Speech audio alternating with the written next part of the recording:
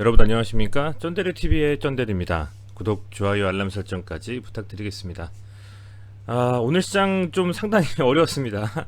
이제는 뭐 FMC 관련해서 이슈화가 좀 됐습니다. 사실은 그동안엔 양적 완화만 이렇게 시장에서 회자가 됐었죠. 시장에 많은 자금들이 좀 풀리면서 그 풀린 자금들로 인해서 투기 자산으로의 어떤 흐름이 가파라졌기 때문에 시장에서 이제 비트코인과 같은 위험자산, 아주 극도의 위험자산을 포함해서 주식까지 부동산까지 할 것 없이 전부 다 자산이 좀 투자자산 쪽으로의 흐름이 많이 이어졌습니다. 그렇다 보니까 주가지수도 당연히 상승할 수밖에 없었고요.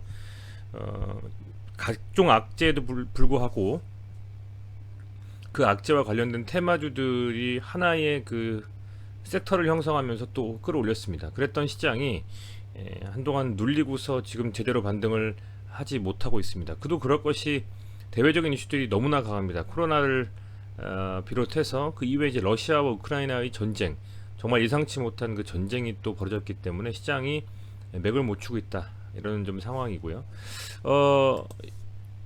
요 기사가 좀 중요할 것 같습니다. 미국 연준에서 FOMC 의사로 공개된 것을 보니 0.5% 금리 인상이 무게를 좀 실른다. 금리 인상은 예정된 부분이기 때문에 이미 반영됐다라고 할지는 모르겠습니다만, 월에 116조 원의 양적 완화가 아니라 양적 긴축을 시사했다라는 겁니다. 굉장히 많은 그 자금들이 어쨌든 간에 이렇게 줄어든다라는 것이죠. 이제 이런 흐름들을 그 시장에서 상당히 좀 민감하게 반응을 좀 하고 있는 것 같습니다. 양적 긴축이 되면서 당연히 그렇게 되면 위험자산으로 많은 자금의 이동이 더욱이 더 힘들어질 것이고요. 그것들이 시장의 침체, 투자 심리의 악화를 만들어낼 것이라고 하는 우려 섞인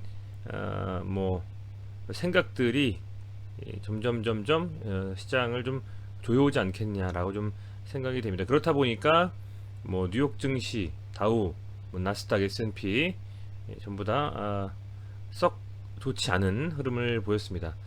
지금 현재 시각으로 11시, 오후 11시 반인데요. 지금 시장 상황은 한번 보시죠. 여러분들하고 같이 한번 살펴보면서 오늘 시장 상황도 좋은 흐름은 아닌 것 같습니다. 왜냐하면 다우존스와 S&P, 나스닥이 다 거의 좀 흐름이 좋지가 않죠. 나스닥이 0.01% 상승이긴 합니다만은 시간이 지나면 지날수록 좀 빠질 가능성이 좀 있고, 유럽 시장은 그래도 흐름이 그래도 빨간불이긴 합니다만은 거의 약보합 수준의 상승이라서 좀 불안합니다. 지켜봐야 될 것 같고요. 어쨌든 이런 흐름들에 있어서 시장은 계속적으로 좀 불안정하다라는 좀 생각이 들고, 코로나 라이브는 이제 한 20만 명 정도 확진자 수가 체크가 되고 있습니다. 일별로 보면 20만 대는 계속 좀 유지를 하고 있는 것 같아요. 최대 60만까지 나왔던 3월 중순에 좀 많이 줄어서 그나마도 상당히 좀 안정적이라고 하기는 뭐하고요. 확진자 수가 많이 좀 줄었다. 확진자가 1,400만 명이니까요. 웬만큼 또 이제 걸릴 분들이 꽤 많이 걸린 상태이기 때문에 그래서 좀 줄이는 것이지, 그 확산 속도는 여전하다라는 생각이 들어서 한동안은 최소한 이 4월, 5월까지도 날이 좀 풀려서 우리 그 시민들의 외부 활동이 좀 늘어나는 그 피크가 지나고 나서야 비로소 확진자 수가 좀 줄 수 있는 상황들이 눈으로 좀 확인할 수 있지 않겠느냐라고 좀 생각이 됩니다. 그런 부분들을 감안을 하셔서 이 코로나와 관련된 또 종목들, 아직 살아있는 종목이 사실 많지는 않습니다. 일동제약 정도가 시장에서 좀 거래대금이 쏠리는 흐름 같아요. 코로나 치료제죠. 마지막 정말 코로나와 관련된 주식들 중에서 마지막 피날레를 장식할 수 있는 가능성이 있는 종목, 일동제약 정도가 아닐까 좀 생각이 되는데요. 그런 부분들을 참고를 하셨으면 좋겠고, 속보를 저는 가끔 쳐봐요. 속보 아니면 단독 이러는 거 치면 최근에 어떤 이슈가 시장에서 많이 회자가 되는지 좀 아실 수가 있는데, 이렇게 해서 최신을 딱 눌러보면 속보로 나온 것들이 가장 최근에 나온 게 이 우크라이나에서 화학무기 사용 가능성을 대비하고 있다. WHO가 요게 가장 속보로 지금 나온 기사입니다. 어, 이게 만약에 화학전으로 번진다면 여러모로 상당히 시장에서 이 관련주들이야 뭐 조금 이렇게 흐름을 좋게 이어갈 수는 있겠습니다만, 관련되지 않은 종목들은 우수수 정말 또 한번 밀릴 수 있는 가능성이 높다라고 봅니다. 그래서 좀 걱정이 되고요. 이런 좀 심각한 상황까지는 벌어지지 않았으면 하는, 예전에 같으면 야 이게 되겠어? 뭐 설마 이렇게 뭐 생각할 수 있었던 것이 현실화되고 있는 게 요즘 시장인 것 같아요. 그래서 이제 이런 부분들을 사실은 좀 조심스럽게 살펴보시면서 판단하셔야 되지 않을까, 이렇게 개인적으로 좀 생각을 하고 있습니다. 그럼 시장은 어땠냐? 한번 같이 보시죠. 오늘 양시장 모두 외국인과 기관이 순매도로 일관을 했습니다. 지금 코스피도 그렇고 코스피가 뭐 61선 돌파하고 과연 121선까지 가느냐라고 좀 생각을 했었는데, 3일 연속으로 이렇게 갭으로 쭉쭉 밀려버리면서 갭으로 봉이 쭉 내려와 버렸어요. 지금 따지고 보면 21선도 한 번 더 깨버리면서 거래량이 적지 않은 거래량으로 나왔기 때문에 외국인과 기관 코스피가 합의 한 1조 3천억 가까이 순매도가 나왔습니다. 불안한 모습을 여전히 이어가고 있고요. 코스닥은 61선 돌파하고 나서 저는 120선 찍어주나 이렇게 좀 생각했거든요. 근데 아니나 다를까 3일 또 이렇게 내리 갭으로 쭉 밀어버리면서 21선 지지 한번 테스트하러 가는, 그나마도 코스닥이 납니다. 지금 실제로 상승 종목 수도 좀 많고요. 물론 종목 자체가 많긴 합니다만 비중으로 따지면 더 적겠지만은 단순 종목으로 봤을 땐 조금 더 이거보다 많고, 얘도 지금 보면 한 4천억 정도의 순매도가 나오는, 개인들만 지금 담고 있다고 보시면 돼요. 그런 흐름이기 때문에 여러분들이 가지고 계신 종목들 대부분이 다 오늘 하락했을 것이고, 거래대금 상위 종목에서 좀 그래도 시장에서 좀 주목할 만했던 종목들을 가지고 계시지 않은 분들은 상당히 좀 하락이 강할 수밖에 없었다라는 좀 생각이 듭니다. 일진홀딩스 이런 종목, 아니면 뭐 이제 KG 관련된 종목들, 사실은 이제 뭐 쌍방울, KG, 뭐 에디슨 EV 다 이 쌍용차와 관련된 인수 기사가 나오면서 시장의 흐름을 좀 가져갔고요. 오늘은 좀 특이했던 게 뭐 메이슨 캐피탈, 그죠? 아니면 큐 캐피탈, 그죠?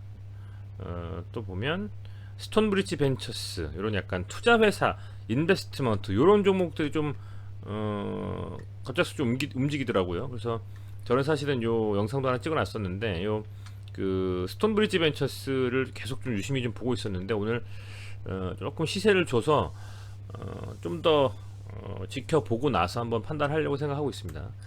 어쨌든 뭐 그런 상황이고, 오늘 뭐 딱히 뭐 아주 나이스하게 흐름을 이어가는 그런 뭐 테마들은 없었다, 이런 좀 생각이 들어요.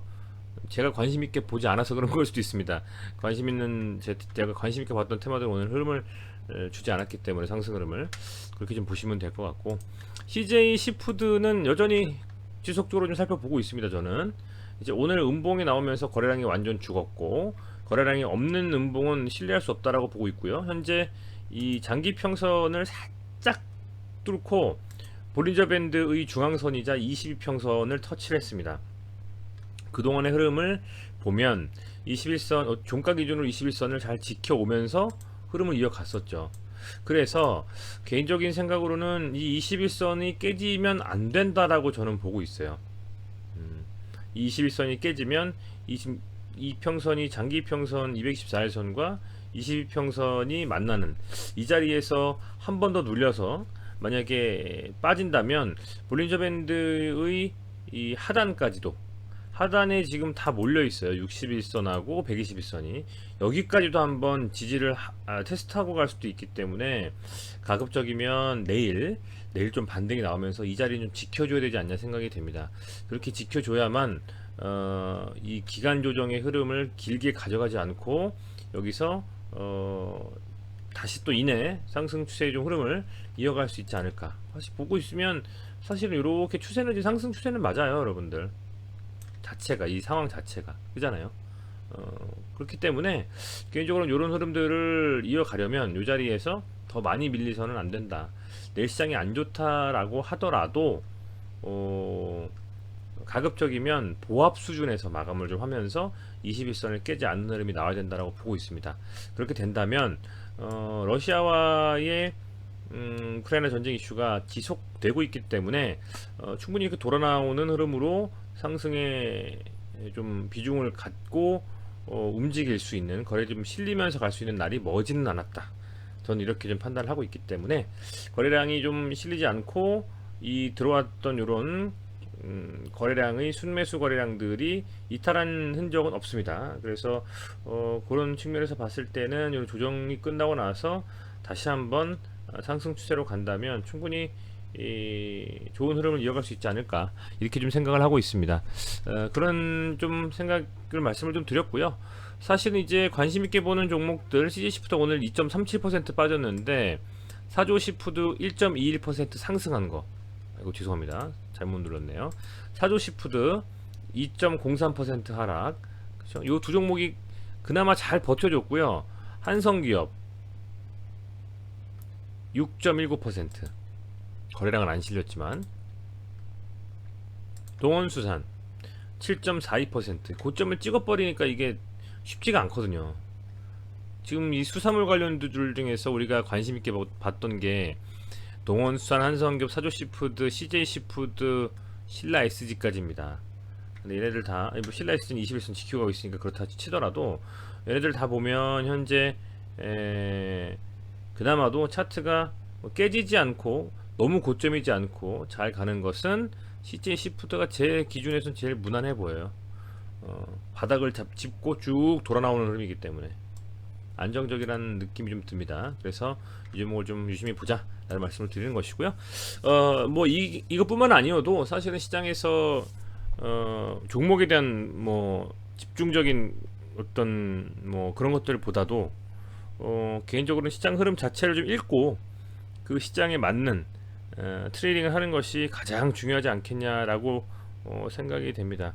그 트레이딩이라는 것은 단기적으로 소위 말하는 정말 사고팔고 스캘핑하는 흐름, 자기만의 어떤 방식으로 그런 것들을 하든지 하시든지, 아니면 이럴 때 완전 시장 눌렸을 때 이렇게 좀 사서 모아가지고 시장 반등할 때 팔고 수익 실현하는, 계속 들고 있는다고 해서 능사가 아니지 않습니까? 그죠? 이제 그런 나름대로의 방식을 정립을 하고 시장에 참여하셔야만 이런 어려운 시장에서도 수익을 볼 수 있는 상황이 되지 않겠는가 생각이 되고요. 저도 그렇게 할 수 있도록 제 나름대로의 원칙을 지키려고 노력을 하고 있습니다. 제 기준에서는 이 CJ시푸드는 아직 매도하면서 뭐 손실이든 수익이든 실현할 단계는 아니다라고 보고 있기 때문에 유심히 한번 살펴보도록 하겠습니다. 네, 여러분들 시청해주셔서 감사드리고요. 코로나 조심하시고 오늘도 고생 많으셨습니다.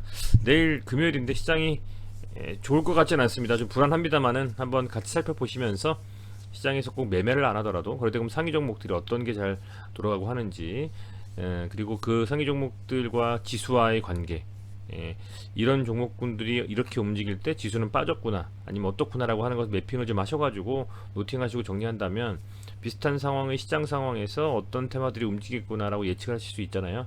그런 파악을 하시면서, 저도 좀 그렇게 정리를 하고 있기 때문에 참여하신다면 좋은 흐름이 있지 않을까 좀 생각이 됩니다.